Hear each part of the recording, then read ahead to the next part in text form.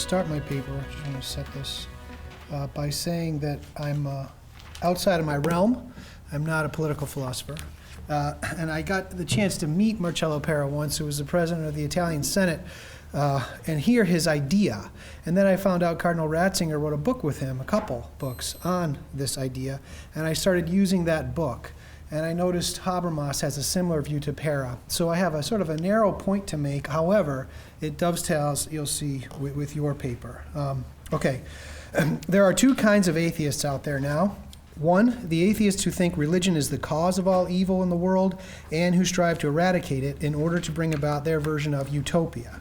And two, the atheists who perceive that the world is going terribly off track and wonder whether religion, after all, does have something to offer with respect to how we structure our common life together. This paper is about the conversation happening between that second type of atheist and people of faith. Recently, Josef Ratzinger has collaborated on book projects with Jürgen Habermas, an atheist, and Marcello Pera, an agnostic, on questions pertaining to the foundations of morality and the common good. Habermas, who once held a Rawlsian view with respect to religious voices in the public sphere, has changed his position, stating, quote, "The liberal state has an interest in its own of unleashing religious voices in the public sphere, for it cannot know whether secular society would not otherwise cut itself off from key resources for the creation of meaning and identity," end quote. Marcello Pera has expressed a very similar position to be discussed below. This new openness of some high-profile atheists and agnostics to religious voices in the public sphere, combined with the West's rejection of its moral heritage and historical roots, has led Josef Ratzinger to the following suggestion, quote, "In the age of the Enlightenment, the attempt was made to understand and define the essential norms of morality by saying that these would be valid etsi Deus non daretur, even if God did not exist. We must reverse the axiom of the Enlightenment and say, even one who does not succeed in finding the path to accepting the existence of God ought nevertheless to try and live and direct his life valutisi Deus daretur, as if God did indeed exist," end Ratzinger. That etsi Deus non daretur can be explained as follows. Immanuel Kant in his time was deeply concerned about the loss of morality that would ensue from his position on the unknowability of God's existence, free will, and the immortality of the soul. Thus, Kant decided to accept as postulates of practical reason God's existence, free will, and the immortality of the soul, in order that morality would not fall apart, which he thought would inevitably happen if people actually rejected God, free will, and immortality when they build their ethics. Marcello Pera expresses this by saying that Kant and also Galileo were trying to keep what is and can be verified scientifically, together with what ought to be, which is based on customs, faith, and belief. Kant and Galileo wanted to promote traditional morality even if God did not exist or could not be known. Pera concludes, quote, "The solution thought out by Kant did not succeed, because once it had taken hold, the logic of separation of science and morality and faith was more powerful than the logic of unification." Ratzinger remarks that the separation which ensued indicates that our moral strength has not grown in tandem with the developments of science. On the contrary, it has diminished. And this results in the growing influence, Ratzinger says, that power and profit inflict on us. Ratzinger's approach is reminiscent of a line from John Paul's first encyclical, Redemptor Hominis, in which he says, "The man of today lives increasingly in fear. He is afraid that what he produces can radically turn against himself. He is afraid that it can become the means and instrument for an unimaginable self-destruction, compared with which all cataclysms and catastrophes of history seem to fade away," end quote. That quotation leads one immediately to think of nuclear weapons. It can also recall the devastation inflicted by mankind on mankind by the totalitarian regimes of Europe in the last century, and it applies equally to developments in biomedical technology, and we could even say, I think, to capitalism as it's currently practiced. With respect to these threats in biotechnology, which have resulted from the exaltation of science divorced from morality and religion, Ratzinger stated to Habermas, which is why he says nature and God in this quote, "Man is now capable of making human beings, of producing them in test tubes. Man becomes a product, and this entails a total alteration of man's relation to his own self. He is no longer a gift of nature, or the creator. He is his own product. Man has descended into the very wellsprings of power, to the sources of his own existence. The temptation to construct the right man at long last, the temptation to experiment with human beings, the temptation to see them as rubbish, to be discarded. All this is no mere fantasy of moralists opposed to progress. End quote. It's actually happening. Motivated by these extreme fruits of the separation of science and reason from religion and morality, Ratzinger suggests reversing the axiom of the Enlightenment, asking that people of our day consider living as if God exists, even though they do not believe in him. Why is this a reversal of the axiom? What is the meaning of the shift from living according to traditional morality, even if there is no God, to the idea of living life in such a way that you imagine God exists and then live according to that? Is there even a difference between those two? There is a difference, and it is noted in a change in the cultural backdrop from the 18th to the 21st century. It fits with something what you said. The reason why it was possible for the people of the 18th century to agree on the basics, if you will, was because, Ratzinger says, the great fundamental convictions created by Christianity were largely resistant to attack and seemed undeniable. But, he continues, that is no longer the case. Canadian philosopher Charles Taylor wrote a major work, which won the Templeton Prize, called A Secular Age. If I understand Taylor correctly, he does not mean by secular age that everyone in our day is living debauched lives. Whether that is the case or not, his definition of a secular age is something different. He means that in times past, there was a cultural backdrop against which everyone in the society made decisions. That backdrop in the West was Christianity, and so if a European left her faith, she knew exactly what she was departing from. This does not mean that there was a golden age when everyone was living virtuous lives. It just refers to that Christian backdrop of society, which sort of imbued European life and culture with a specific ethos of which everyone was aware. Taylor means that our age is secular because that backdrop is no longer. Christianity is just one option among a number of other options, which one may select equally as one's life's philosophy. If you talk to young people today, for example, high school students who did not grow up going to church and watch the popular TV shows, you immediately realize that they do not have a foundational knowledge of Christianity, and that Taylor is right. Whereas if you talk to an older person who left their faith, you have something in common. They reject it, but you both understand what they are rejecting. There's no need to do the foundational catechetical work for the common ground basis of a conversation about accepting or rejecting church teaching. So the people of the 18th century, they had sort of a co-natural knowledge of traditional morality because for centuries the cultural backdrop that colored their world was Judeo-Christian or Greco-Judeo-Christian. Kant was able to suggest the postulates of practical reason because he lived in that setting. Now, this, to quote Ratzinger, reassuring certainty of something that could go unchallenged is not part of the cultural mindset of contemporary Europeans or Americans. So Ratzinger's meaning of reversing the axiom becomes clear. He's asking people of today to consider living according to a set of principles with which they are unfamiliar, but which offer relief from the malaise engulfing them. People in the 18th century, on the other hand, seeing the multiplication of Christian denominations and doubting God, they didn't want to lose those basics of morality that they all agreed upon. Marcello Pera responded that Ratzinger's proposal should be accepted.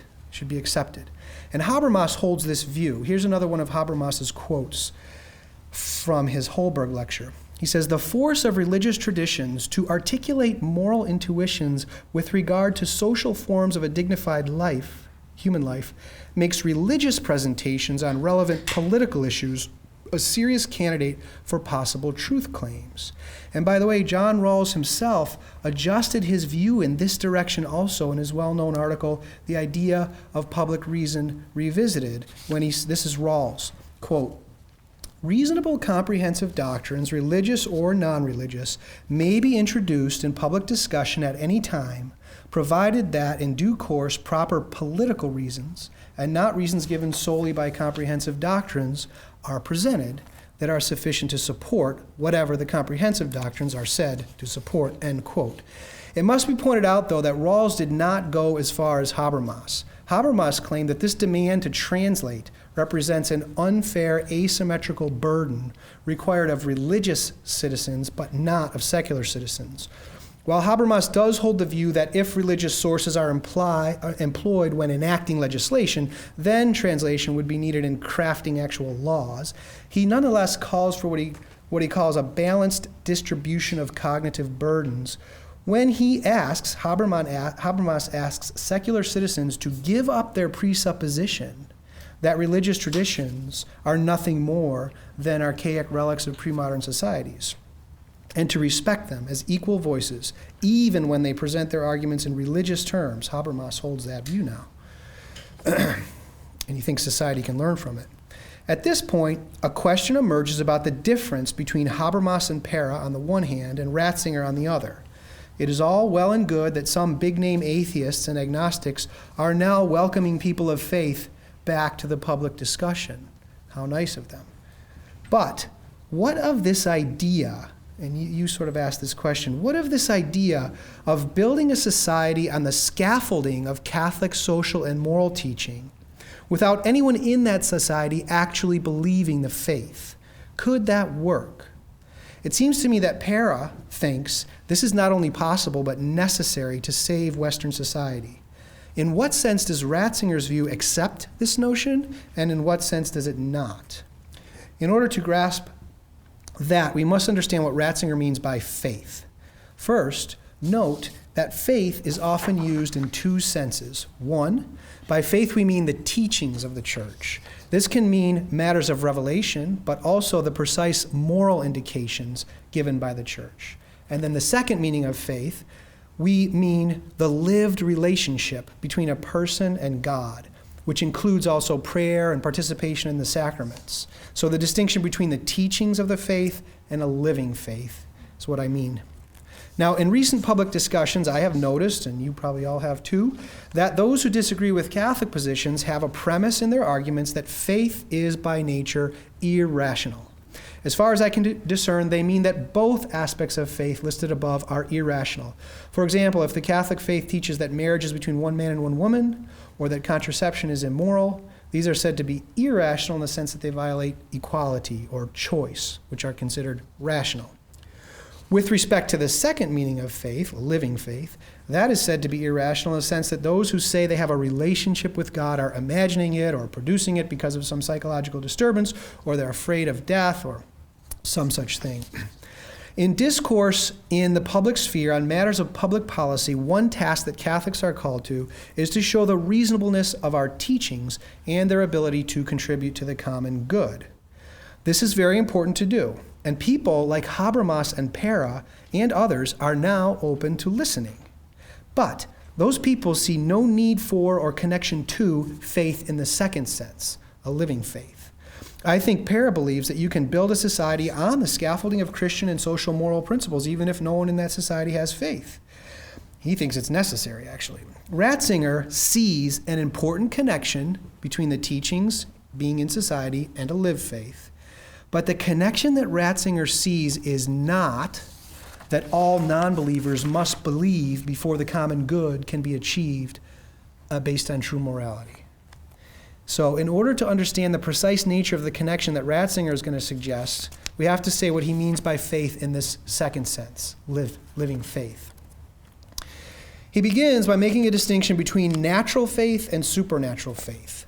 He then says that what they have in common is the same three-step structure: knowledge, trust, verification. Where they differ is in step one, knowledge.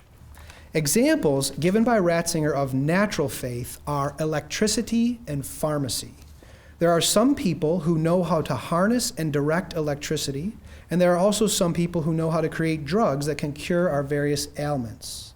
Most of the rest of us do not know how to do those things, and so we trust the small number of people who do.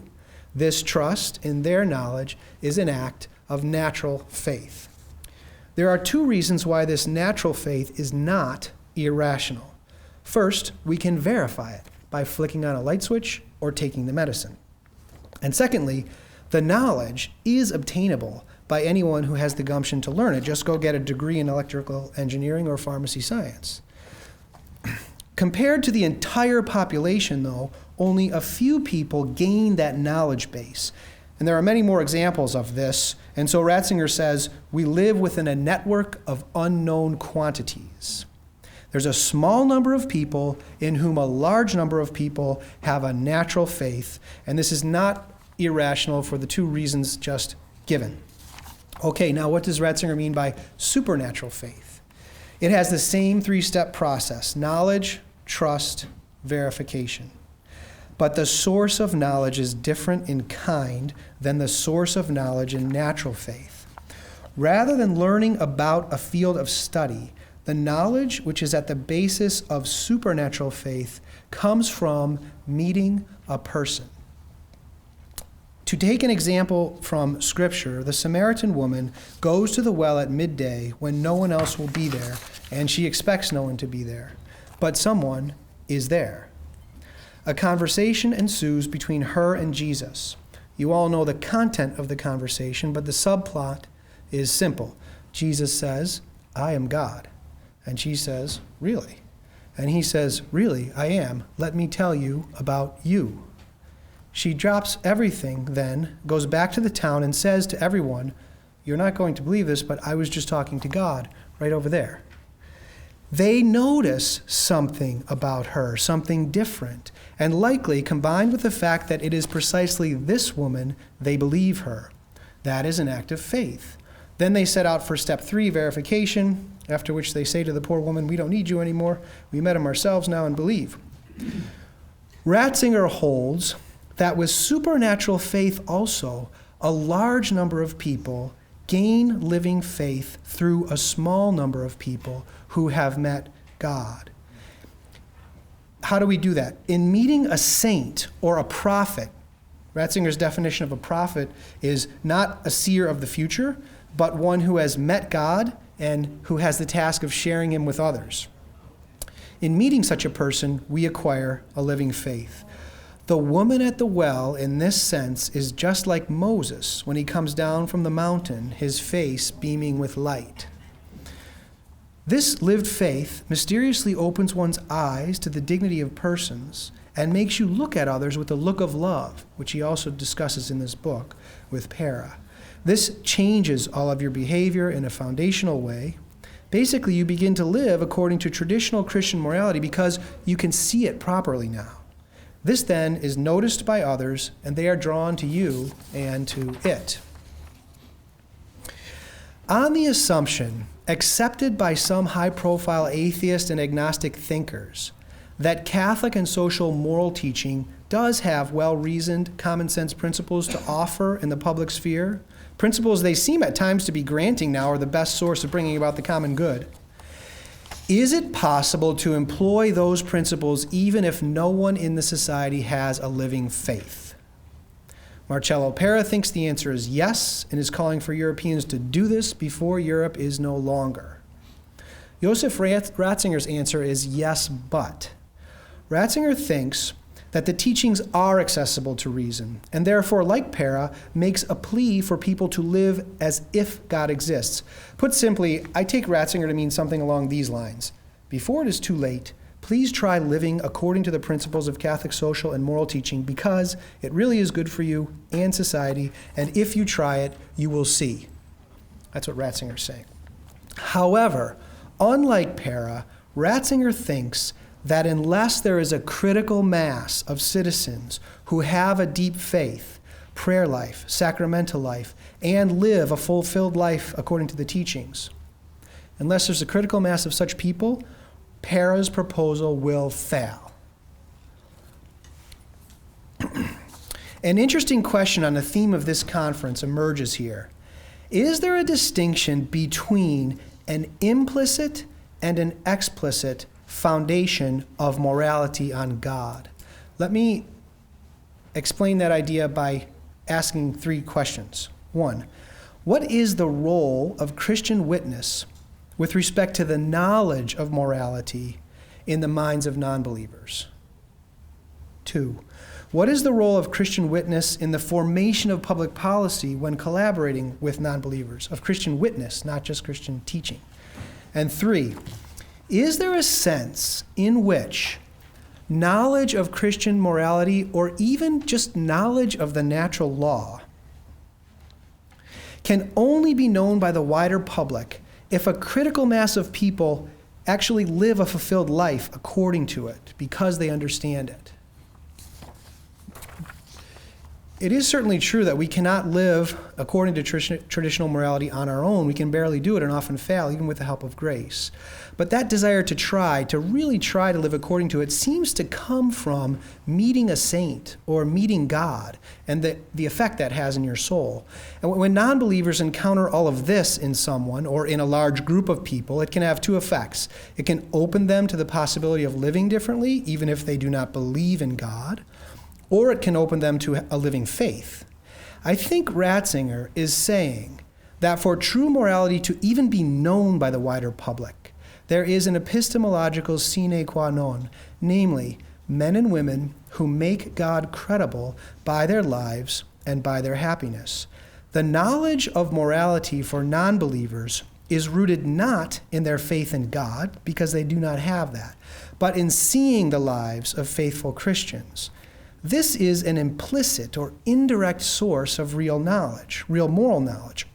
I think Ratzinger holds that Christian witness can perform those 2 distinct roles: introduce people to new ways of living or bring them to a living faith. And in his book projects with Habermas and Pera, Ratzinger is focusing only on the first of these. He's respecting their lack of faith in God. And he is agreeing with their idea that Christian principles have something to offer in the public sphere.